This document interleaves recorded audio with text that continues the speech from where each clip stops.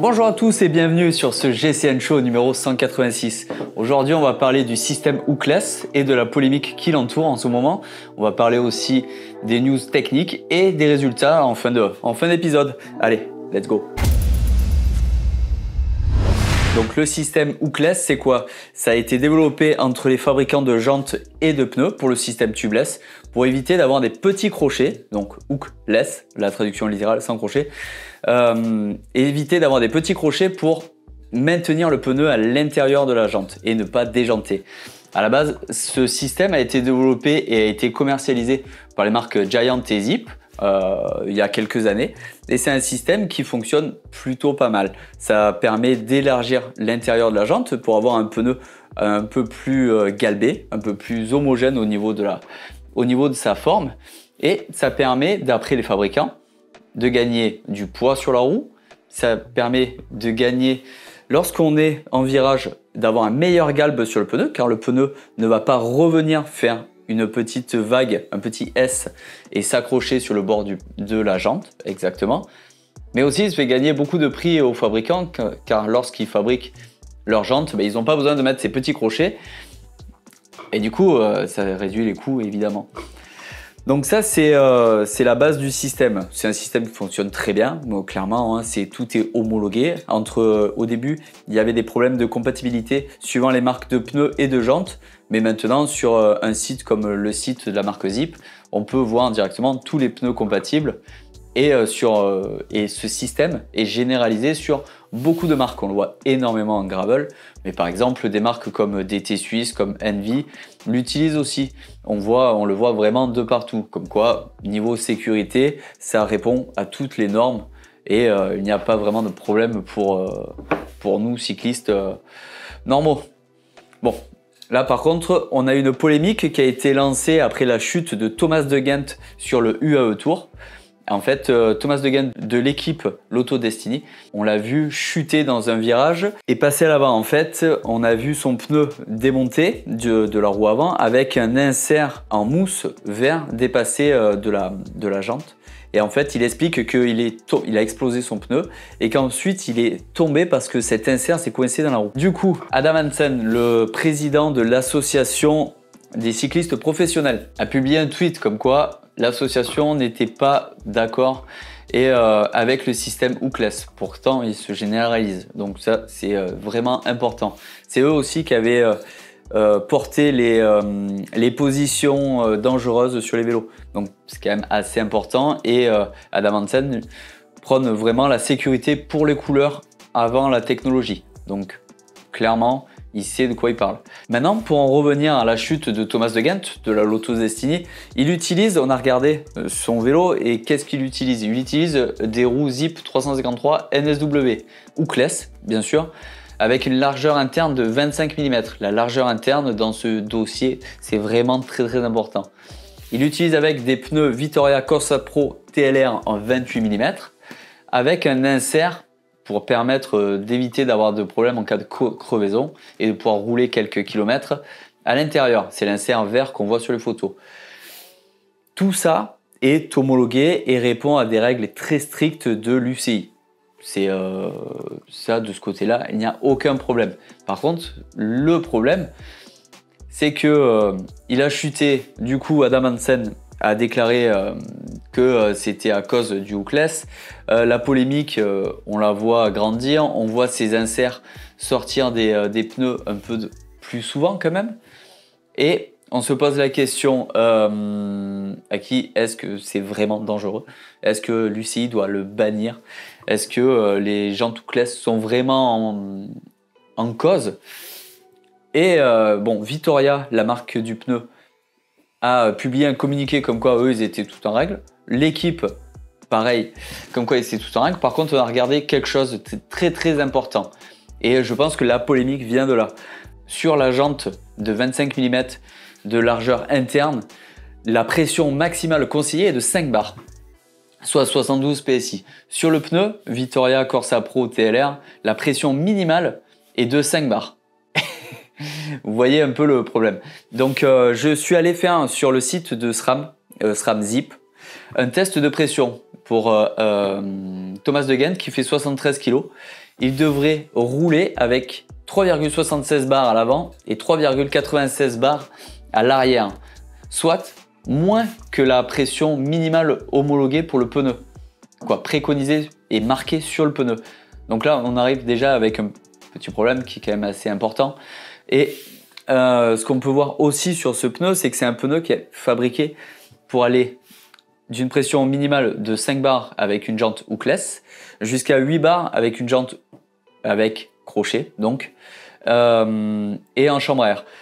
Est-ce que le problème ne viendrait pas clairement de là, que le pneu n'est pas adapté? Un manuel de préconisation ISO et ERTO, les normes qu'on connaît bien dans les pneus, dit cette année que pour une largeur interne de 25 mm, le pneu minimum est de 29 mm, doit être de 29 mm. Donc là, c'est pareil, on arrive sur vraiment des limites. Et autre chose sur la pression, car ça peut venir clairement de ce problème de pression aussi. Ils expliquent que la pression de 5 bars pour le coureur, qui est déjà au-dessus des préconisations, clairement, peut être augmentée en cas d'impact avec un caillou ou quelque chose comme ça. C'est-à-dire que la pression globale est de 5 bars dans le pneu et suite à un choc, ils disent, du coup l'équipe dit que c'est par rapport à un choc avec une pierre dans ce virage que le pneu s'est déchiré, mais l'association des coureurs explique que une pression peut être augmentée suite à un choc sur un endroit précis et dans ce cas-là peut créer l'éclatement du pneu. Bon, ce qu'on voit, c'est que il y a peut-être vraiment un problème sur cette combinaison de pneus-jantes parce que l'an dernier, on a vu sur Paris-Bruges Arnaud Delis faire un sprint et exploser son pneu à l'avant à l'arrivée. Bon, la photo n'est pas de très bonne qualité. Et ce week-end, on avait Adam Yates Johannes, un autre coureur de l'équipe Lotto Destiny qui a chuté et on a encore vu son insert. Est-ce qu'il n'y aurait pas aussi un problème d'insert? Parce que au moins on a de place dans la jante, au plus l'air va être comprimé. Et même si on met une pression de 5 bars maximum sur une petite quantité d'air, elle va chauffer plus rapidement aussi. Voilà, donc il faudrait peut-être regarder de ce côté-là. Donc dites-nous ce que vous en pensez de ce système hookless. Est-ce que vous l'utilisez? Est-ce que vous avez déjà eu des problèmes? Moi personnellement, je l'utilise depuis des années, j'ai jamais eu aucun souci. Est-ce que c'est une bonne chose que l'UCI jette un œil là-dedans et change les règles? Est-ce que ça va faire augmenter le prix des roues pour nous? Bon, on verra. Bon, maintenant, on va passer aux actualités. Donc dans les actualités cette semaine, la première, c'est chez notre partenaire Canyon. Ils ont sorti un nouveau gravel électrique, le Grizzle On. Et comme vous voyez sur les images, il est plutôt sportif. Nous, on en a eu un aussi. On a sorti une vidéo un peu plus tôt dans la journée et on l'essaie en termes dans d'autres conditions que du pur gravel de montagne. Et comme quoi, ça marche aussi. C'est intéressant. Bon, par contre, le vélo, c'est vraiment une arme de guerre. C'est entre 16 et 17 kg suivant les versions, une fourche suspendue à l'avant, des vraies roues de gravel, des roues carbone, un cadre carbone, de la transmission 12 vitesses, même de la SRAM AXS. C'est vraiment du haut de gamme gravel électrique. Bon, c'est très intéressant à voir. On a eu aussi chez Silca une nouvelle sacoche qui est sortie. Silca ne fait pas beaucoup de sacoches, mais généralement quand ils font une sacoche, elle est plutôt de bonne qualité. On avait vu les petites sacoches de sel les années précédentes avec leur serrage boa. Là, ils ont sorti une sacoche de sel très intéressante car elle fait entre 2 et 5 litres de profondeur. Elle se roule du coup pour être vraiment étanche et pour se compacter. Et elle est munie de serrage boa. Donc ça, c'est intéressant parce qu'une sacoche de 2 à 5 litres, ça peut être très très pratique parce que clairement, on n'a pas forcément besoin d'une sacoche 7 litres ou 10 litres qui sont des moyennes dans le bikepacking. Donc voilà, une petite sacoche, serrage, refermable et ajustable. C'est pas mal aussi. Qu'est-ce qu'on a vu aussi cette semaine? C'est, bon bah là, clairement, hein, c'est la folie. Au salon Taipei Show, on a vu la marque Digirit. Digirit, c'est eux qui équipent déjà un bon nombre de monoplateaux de vélos de chrono. On a vu un plateau de 100 dents. Bon, clairement, c'est sur un vélo de piste. On sait qu'en piste, ils mettent des plateaux de plus en plus gros. Mais de là à mettre du 100, J'espère quand même que c'est uniquement pour le salon qu'ils ont fait ce plateau énorme pour faire parler d'eux. Parce que honnêtement, je sais pas qui va pouvoir emmener un plateau aussi gros, quoi. Parce que là, c'est une horloge qu'on peut faire avec. Donc niveau résultat, on attaque avec Lenny Martinez de la FDJ qui a encore fait une très très bonne place. Il a remporté le Trofeo Legelia, donc sur une très belle course. C'est vraiment une bonne chose pour Lenny qui enchaîne les très très bonnes places. On l'a vu d'ailleurs sur Strade Bianche ce week-end encore avec un top 10. Ensuite, on avait les Strade Bianche qui n'étaient pas dans la poussière cette année, mais qui étaient dans la boue. Parce que clairement, ils ont eu, les coureurs et les coureuses ont eu des conditions vraiment dantesques. Mais quoi, du moins en début de parcours. Après, heureusement, ça s'est amélioré tout au long de la journée. Et là, sur les Strade Bianche, c'est Tadej Pogačar qui massacre la course, qui la remporte d'une façon encore incroyable. Pour sa course de reprise, il y a 2 ans, il avait gagné en s'échappant seul à 50 km du but. Là, il s'est échappé à 81 km de l'arrivée, dans la plus longue portion de chemin blanc ou de gravel. Vous voyez un peu ce que vous préférez comme terme. Mais clairement, il a mis une attaque, il a de suite pris du temps et il a célébré dans Sienne avec le public pendant tout le long de la montée. Ça fait plaisir de voir un coureur qui prend autant de plaisir et qui le retransmet autant avec le public. Et il remporte la course d'une façon assez incroyable. C'est vraiment de bon augure pour le reste de la saison. Voilà, on a hâte de voir ça.